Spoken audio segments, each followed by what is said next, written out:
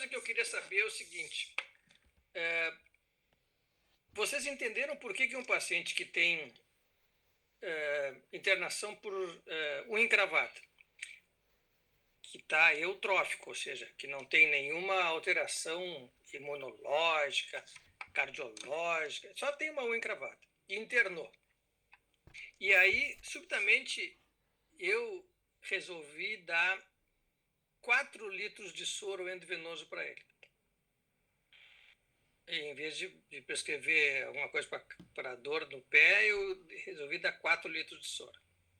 E aí, quando a gente faz o exame físico, uma tomografia, por exemplo, esse cara vai ter derrame pleural e não vai ter ascite. Por que isso é assim? Vocês entendem por que a pessoa vai ter sempre derrame pleural antes de ter qualquer outro líquido em qualquer cavidade salomática? Eu pergunto porque isso é muito comum. Se vocês passarem 24 horas numa rave, se embebedando eventualmente, vocês vão ter derrame pleural quando vocês acordarem 24 horas depois. Por que é assim? Por que a gente tem derrame pleural antes de ter ascite? Porque a gente tem uma pressão negativa na cavidade pleural. Supondo que eu e a Ana Paula, permitir, eu e a... Pode ser a Ana Paula? O nome dela, né? Era Ana Paula mesmo? Maria Paula. Maria Paula, tá ouvindo, Maria Paula? Tô. Tá. Então eu vou te usar de cobaia, tá? Eu e a Maria Paula resolvemos pegar o Bruno Schaeffer, que está online aqui, e a gente faz uma incisão no tórax dele. Mas o Bruno não vai sentir dor. Então fiz uma incisão no tórax, cortei pele, músculo subcutâneo, enfim, todas as camadas, e cheguei na pleura e abri a pleura. O que vai acontecer com o pulmão do Bruno, Maria Paula? Responde para mim. Tu responde em microfone. Colabamento? Colabamento do pulmão. Como é que a gente chama isso, Bruno? O Bruno está online? Atelectasia. Não, não é atelectasia, é pneumotórax. A atelectasia é quando uma parte do pulmão não entra ar. Aí tem que ter uma oclusão brônquica. No caso de um pneumotórax aberto, vai ter um pneumotórax. Mas por que existe isso? Como é que as pessoas ventilam? Agora que a gente vai conversar muito sobre coronavírus, como é que as pessoas ventilam? A gente tem uma pressão negativa dentro da cavidade pleural. Se vocês imaginarem um balão, e a gente sopra um balão e fecha. Essa pressão dentro do balão, ela é maior ou menor do que a pressão no meio ambiente? Maior, porque se eu fizer um buraco no balão, vai sair ar de dentro para fora. Existe uma lei física que diz o seguinte: se eu tenho uma pressão dentro de uma cavidade maior do que zero, eu tenho uma pressão exatamente igual lá de fora, só que negativa. Então, imagine que quando vocês estavam na barriga da mãe de vocês, vocês ventilavam? Não, vocês respiravam. Como é que respiravam? Através da placenta. Quando vocês nasceram, vocês inspiraram ar pela primeira vez, e isso fez com que o ar entrasse numa pressão de mais 5, por exemplo, milímetros de água dentro do alvéolo. Quanto é que é a pressão na pleura normalmente? Menos 5. Então, isso é uma pressão automaticamente igual, só que negativa.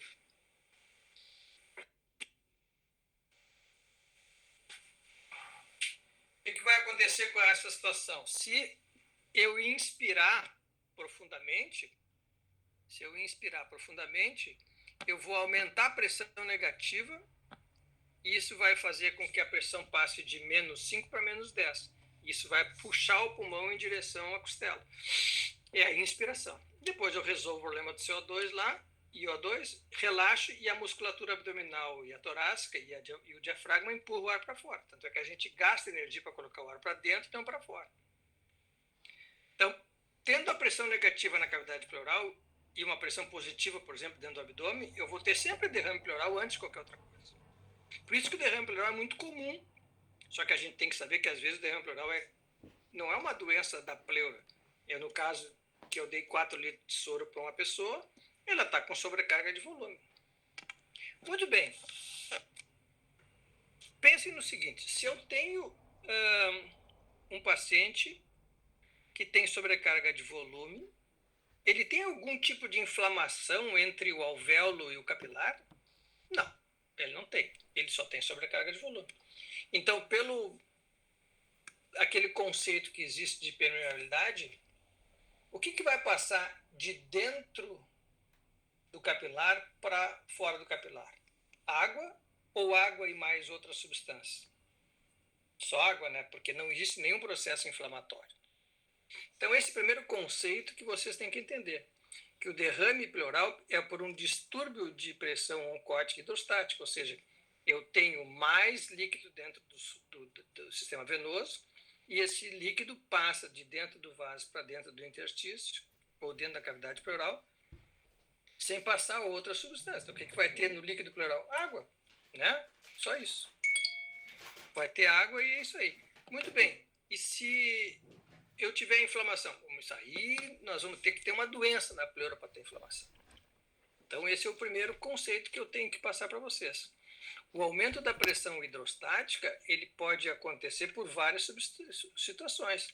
Mas o mais importante é que vocês entendam que esses pacientes vão ter, por exemplo, insuficiência cardíaca, o uso de medicamentos, mas não vão ter câncer, tuberculose ou infecção. Por que eles não vão ter isso? Porque eles não têm inflamação na pleura. Por exemplo, eu mandei um artigo para vocês de empiema. Vocês receberam. Esse artigo é um processo de derrame pleural às custas de uma inflamação, às custas de uma infecção. O paciente que tem câncer, que tem tuberculose, ele tem um processo inflamatório na pleura. Então, ele vai ter líquido pleural com água mais outras substâncias. É por isso que a gente mede a proteína do que tem no líquido. Quando a gente tem proteína baixa, a gente chama isso de transsudato. Quando a gente tem proteína alta, a gente chama isso de exudato. Então, os pacientes que têm derrame pleural por insuficiência cardíaca ou sobrecarga de volume jamais vão ter um exudato.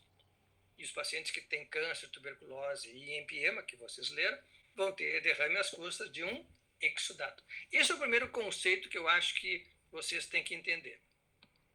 Esse é um paciente que tem derrame pleural. Como é que eu sei que esse paciente tem derrame pleural e não tem atelectasia? Qual é a situação que existe? Estão vendo a traqueia aqui? Sim ou não? Sim. Sim. Eu preciso ter um sim de vez em quando para saber se eu estou falando com o computador ou com vocês. É muito estranho isso para nós. Mas aí tu tá autorizada, é a única que está autorizada a falar quando eu responder, tá bem? Se tu sair de online, não sei como é que nós vamos resolver isso, mas acho que tu não vai sair online. Então, esse paciente aqui tem, estou vendo a traqueia aqui, ó, ela está quase desviada para o lado esquerdo. Então, isso aqui é um derrame pleural. Se fosse a telectasia, a traqueia estava para esse lado aqui, ó.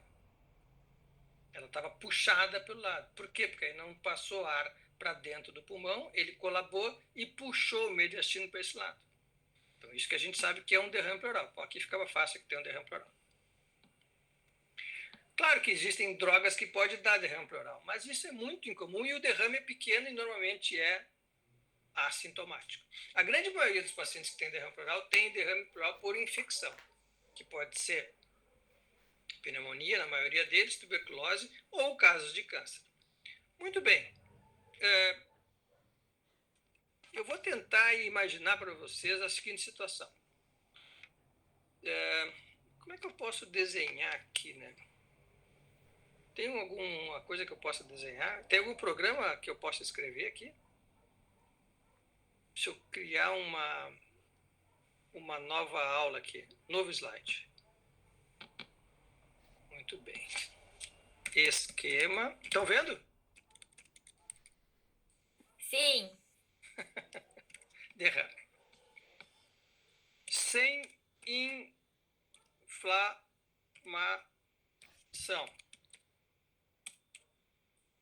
Com inflamação. Esses pacientes aqui vão ter derrame pleural às custas de água. Vai ser um Transsudato. Ok? Proteína muito menor do que a proteína plasmática. Por quê? Porque não tem inflamação na pleura. Então passa só água. Com inflamação, nós vamos ter um exudato. Bom, o que pode ter no Brasil? O Brasil pode ter 3 coisas com inflamação: empiema, tuberculose e câncer. Pronto. Esse slide é o slide que resume a aula. Por que eu acho isso? Vou fazer uma história e vocês me respondem se esse paciente tem empiema, tuberculose ou câncer, tá ok? Vamos lá. Eu vou ver quem é que vai responder. Para um pouquinho. Isso vai ser uma pergunta. Vou permitir para uma criatura entrar aqui.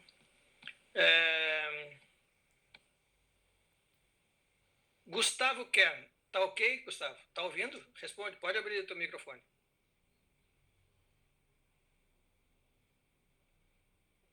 Gustavo?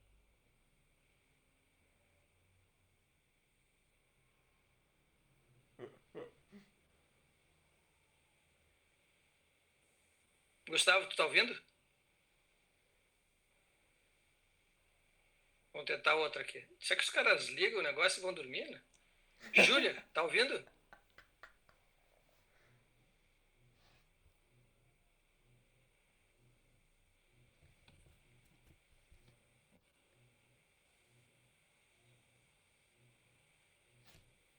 Bruno Schaefer, tá ouvindo?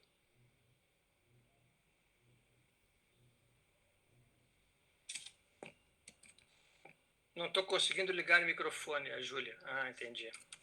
Mas tu tá ouvindo, tá? Eu vou ler aqui, então. Olha só, eu vou voltar para a apresentação ali.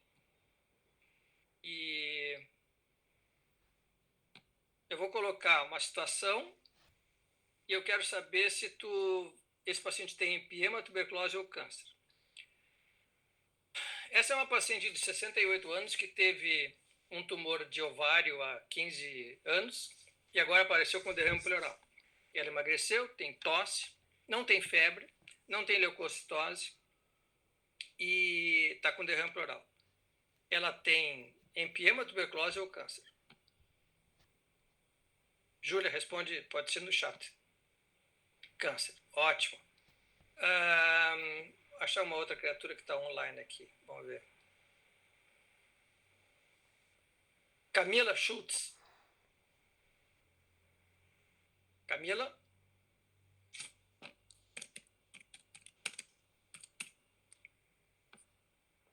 Oi, ok. Vou fazer uma outra situação e tu responde se esse paciente tem empiema, tuberculose ou câncer. Esse é um afrodescendente da comunidade, 28 anos, que tem sudorese noturna há 20 dias e apareceu com um pouquinho de falta de ar e tosse seca, que tem derrame pleural. A irmã dele internou para tratar um problema do pulmão e a gente quer saber o que ele tem. Camila, pode responder.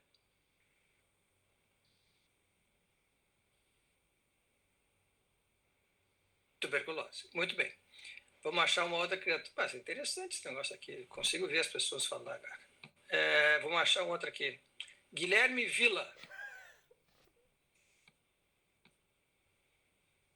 Guilherme Vila, tá ok? Tá ouvindo, Guilherme?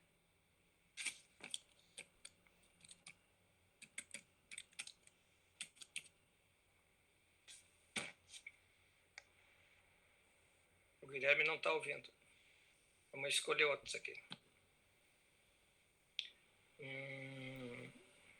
Rafa Fellini.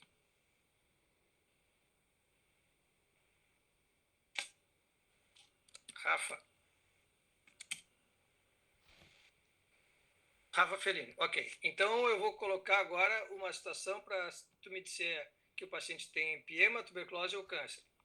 Esse é um paciente que tem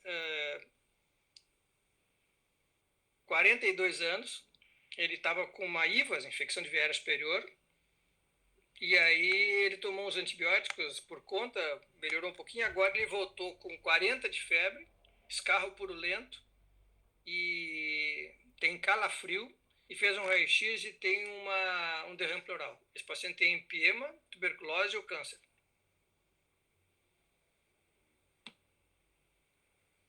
Tem empiema. Fica fácil assim, né? Nem sempre a vida é tão bela, mas o que eu quero dizer é que a história dos pacientes é completamente diferente. Então, quando vocês olharem o paciente, vocês vão ter que pensar nesse esquema de derrame pleural. O paciente tem um transsudato e não tem que fazer nada. Por exemplo, o Jaime Burmeister chama vocês para um paciente que está fazendo hemodiálise, que tem uma sobrecarga de volume e está com um pouquinho de derrame pleural à direita. Esse paciente tem um transsudato, não precisa fazer nada. A não ser que ele tenha muito volume, aí tu tira um pouquinho de líquido para ele ventilar melhor. O resto, tudo com inflamação, com exudato, vão ter empiema, tuberculose ou câncer. Como é que a gente avalia? Fazendo um raio-x de tórax. Pode fazer tomografia, pode fazer ecografia, mas o raio-x de tórax, isso é a grande maioria das pessoas. Muito bem. Vamos tentar achar lá o nosso questionário. Paciente com história de carcinoma de rim, consulta com derrame pleural e raio-x. Conduta mais... antes das condutas, para um pouquinho. Eu vou voltar na aula de novo. Muito bem. Como é que eu vou saber se um paciente tem um transsudato ou exudato? Eu faço uma toraxentese. E o que eu peço na toraxentese?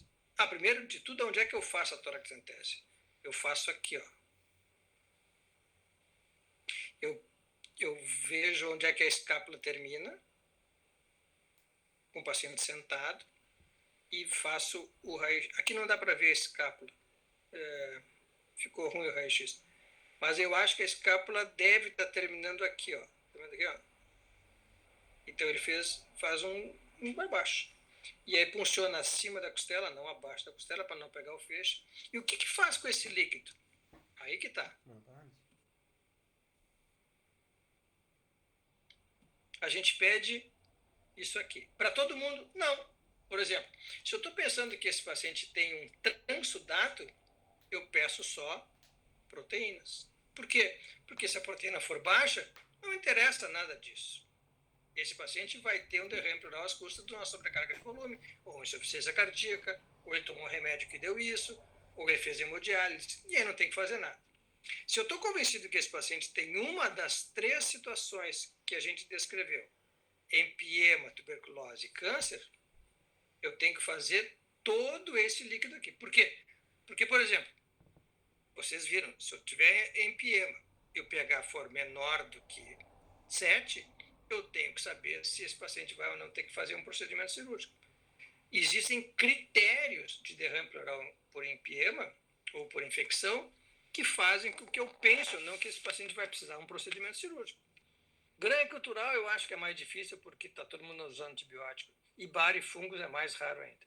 Mas o mais importante é o meio do caminho. É o cara que tem uma infecção pulmonar, tomou antibiótico, melhorou, voltou 2 semanas depois com infecção de novo, ele está com febre de novo e tem derrame pleural. Bom, esse paciente tem empiema, claro. Mas no meio do caminho entre o derrame parapneumônico, que é o derrame que acompanha a pneumonia, eu vou ter que saber se esse paciente vai ter ou não vai ter que fazer um procedimento cirúrgico. Aí eu uso mão desses exames aqui. Glicose baixa é um fator de mau prognóstico, DHL é um fator de pior prognóstico, pH baixo é um fator de mau prognóstico e assim por diante. Então, assim, eu monto o quadrado do paciente. O paciente está muito bem clinicamente, pH deu alto, glicose deu alta, DHL deu baixa, proteína deu baixa. Bom, tudo bem, esse cara vai resolver só com remédio. O paciente não está bem, pH deu 6, glicose deu 30, DHL deu 1.500, proteína deu 4,5. Esse cara vai ter que drenar. Entende? Isso é um derrame parapneumônico, ou seja, um derrame que anda junto com a pneumonia. Não é um derrame que aconteceu 2 semanas depois de uma pneumonia. Por exemplo, um paciente com hemotórax infectado. O cara botou um dreno lá de tórax com o Rogério Schneider, tirou o dreno, ficou um pouquinho de sangue na cavidade pleural, aquilo ali ficou contaminado, durante 2 semanas o cara foi em casa e voltou com empiema. Bom, esse cara não tem, entende? Esse cara tem pus na pleura, tem melhor caldo de cultura que existe, que é sangue, esse cara vai ter que resolver com cirurgia. Agora, um paciente que tem uma consolidação, que tem um derrame pleural pequenininho, eventualmente a gente vai usar mão desses exames para saber se o paciente tem que fazer alguma coisa ou não. No caso de câncer, que eu estou esperando que dê câncer, eu vou fazer uma biópsia da pleura ou colher citopatológico do líquido. E no caso da tuberculose, eu posso pedir ADA, né, que é o PCR para tuberculose, ou eu posso fazer biópsia da pleura, se der granuloma, no Brasil é tuberculose. Então fica muito fácil de vocês entenderem como é que a gente vai conduzir a situação. Embora isso seja uma coisa do cirurgião, o encaminhamento que eu gostaria de ter de vocês é o seguinte: professor Ayrton, o Bruno, eu estou lhe mandando um paciente com história de infecção de comunidade, uma arrastada, que tem febre no final da tarde, que eu acho que ele tem tuberculose, para toracocentese com biópsia de pleura, porque esse paciente provavelmente vai dar granuloma na pleura e tem que tomar Regazet. Bom, isso é um encaminhamento. Ou a Camila vai falar o seguinte: não, o paciente tem história de câncer no passado, e agora voltou com derrame pleural, não tem sinais de infecção, provavelmente ele tem um exudato às custas de neoplasia. Eu gostaria que o senhor fizesse uma biópsia de pleura ou colher um líquido pleural para saber se ele tem citopatológico ou anatopatológico positivo para adenocarcinoma. Entende? Esse é o encaminhamento que vocês têm que fazer. Vocês não podem puncionar qualquer pessoa, e também, se vão puncionar, vocês têm que saber o que vocês estão procurando. Então, vamos agora fazer a nossa resposta dos pacientes. Então, história de carcinoma de rim com consulta com derrame pleural e raio-x. Conduta mais correta. Tem derrame pleural no raio-x. Tomografia de tórax com contraste, toracocentese, pleuroscopia com biópsia de pleura e talcagem se o pulmão expandir, drenagem de tórax, B e C são corretas. Eu vou pegar um vivente agora para responder essas perguntas, que esteja online. Eduardo de Marque está online?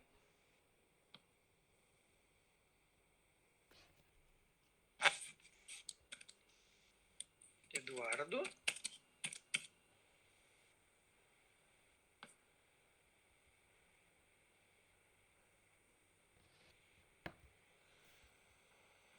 Alô?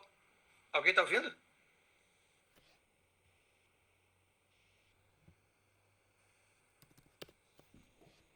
Vocês. Oi, Eduardo. Ah, entendi. Muito bem, essa pergunta é para ti, Eduardo. Paciente com história de carcinoma de rim e consulta com derrame pleural no raio-x.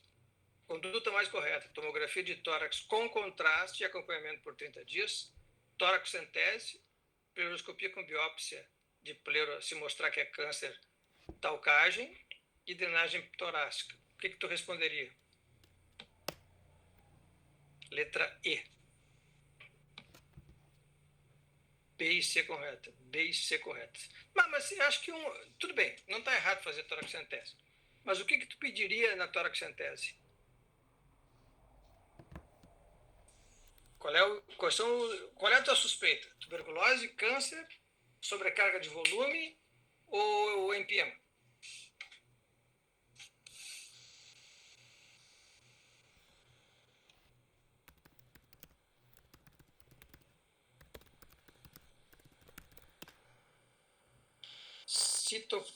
Celularidade. O que tu quer dizer com celularidade? Ativa o teu microfone para a gente falar.